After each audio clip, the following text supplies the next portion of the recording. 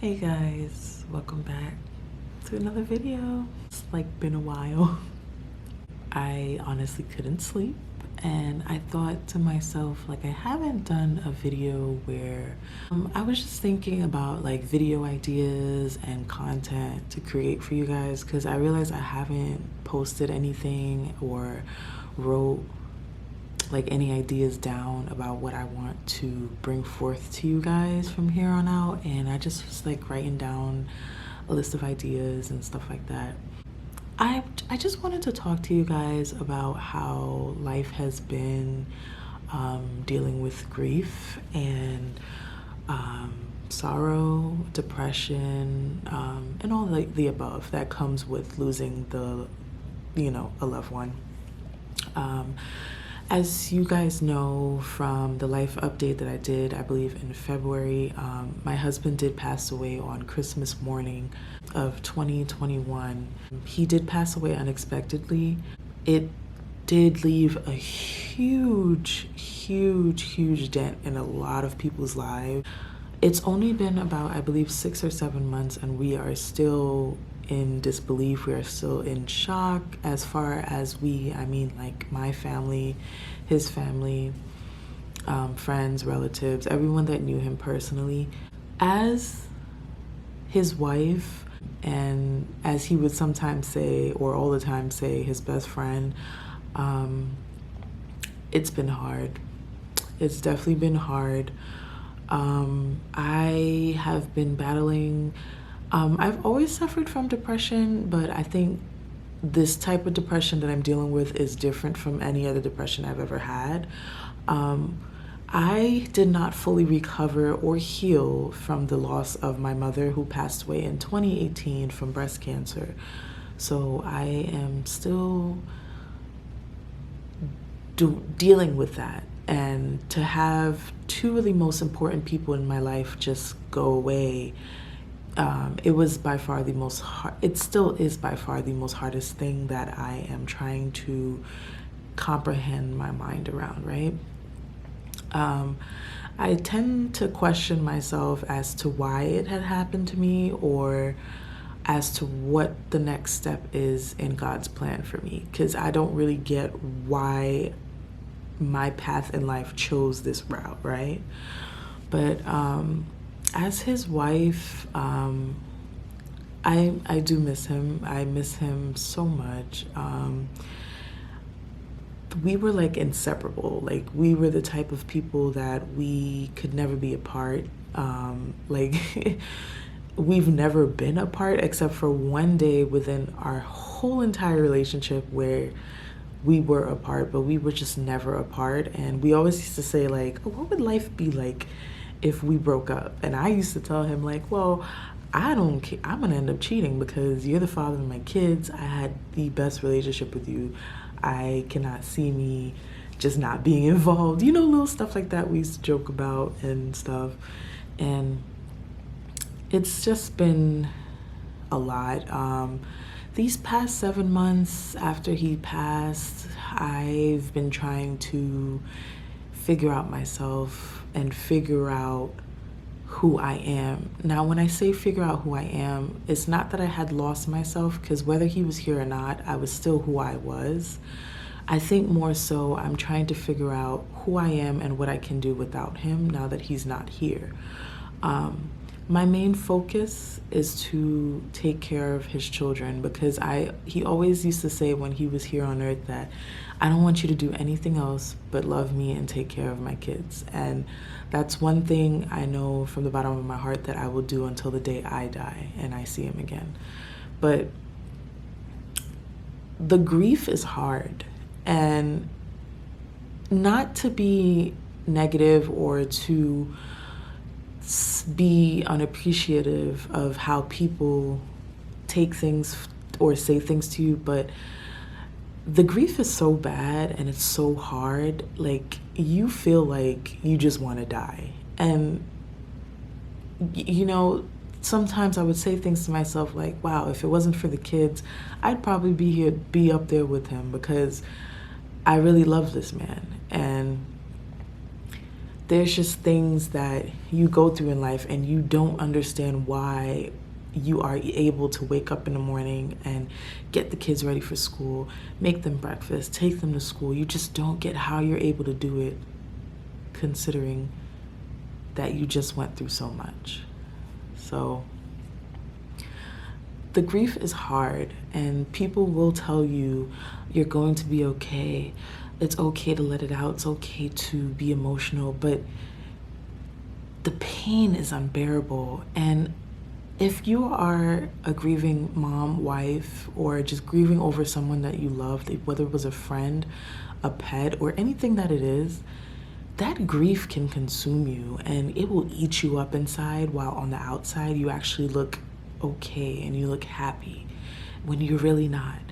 And I just I don't know, I just hope this video helps somebody to know that it's okay to still cry over someone that you loved that passed away, even if it's multiple times a day, even if it's once in a blue moon. Because sometimes, and that happens to me, where I'll have days or weeks consecutively where I'm fine and something will trigger me and I will be crying for weeks on end or days on end, for hours on end, and it's uncontrollable. And I may be talking to you guys now and telling you how to handle it or how to be okay with how you feel, but sometimes I tend to not take my own words, and I tend to forget that I am actually telling you something that I should take into consideration for myself. So if you're like that too, that's okay. But the grief consumes you and you honestly don't know what to do with yourself. And sometimes I find myself wanting to shop or wanting to do this or wanting to do that just to make myself happy, but nothing in the world is making me happy. And that's okay too. Like, don't feel that something you're doing is excessive. I mean, sometimes something you do can be excessive and it's like too much, but it's, I guess, your coping mechanism on your grief, and it's okay.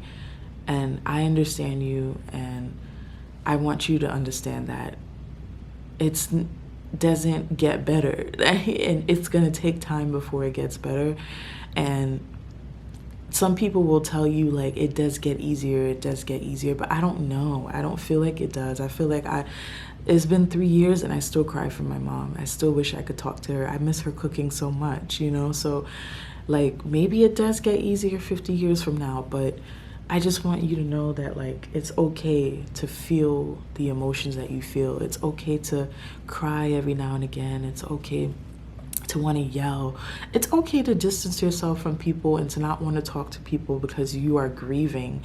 One thing that I had to deal with too, I noticed as well, is like sometimes I find myself getting sad because I will be with someone that was around my husband and I will have memories of what it was like when it was the 4 of us instead of just the 3 of us. So sometimes that gets me down and depressed, but it's just been hard. It's really been hard, but I don't know how, but I'm pushing through. And if I can push through, and I've pushed through these 7 unbearable months, I believe you can too. And as a mom, it can be very hard because my kids remind me of him a lot. My twins look like him a lot. My twins and my second oldest son, Jace, actually are within his complexion. So I see him, I see them, and especially Jace, I see him. So, and a lot of my oldest son's quirky, funny jokes, I see in him too. So, as a mom, it's very hard dealing with the grief of my husband. My oldest son does ask questions. My oldest son usually, the other day he wanted to know exactly the extent of how my husband passed, and I did explain to him and everything like that. And I believe he does understand now. My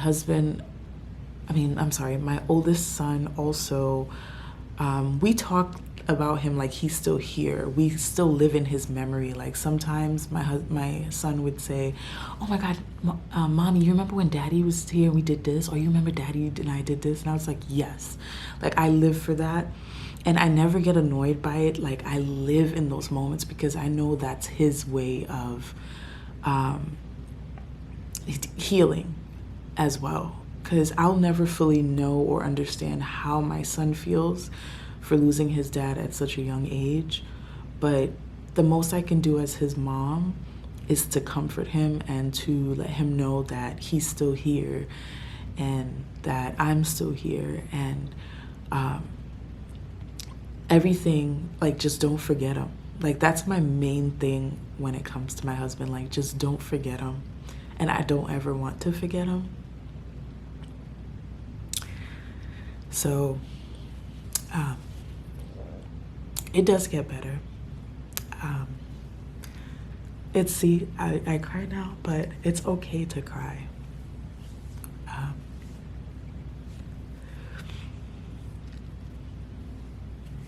At some point, I do believe, though, that you will find happiness. It may not be now, but at some point in years to come, or maybe tomorrow, you will find happiness. And if ever you do need someone to talk to, you guys can always message me either on Messenger. I'll leave my Instagram down below, or my Facebook. I'm rarely on my Facebook, but I do have a TikTok. I'll leave my TikTok here too, so you can always message me on there if ever you need someone to talk to.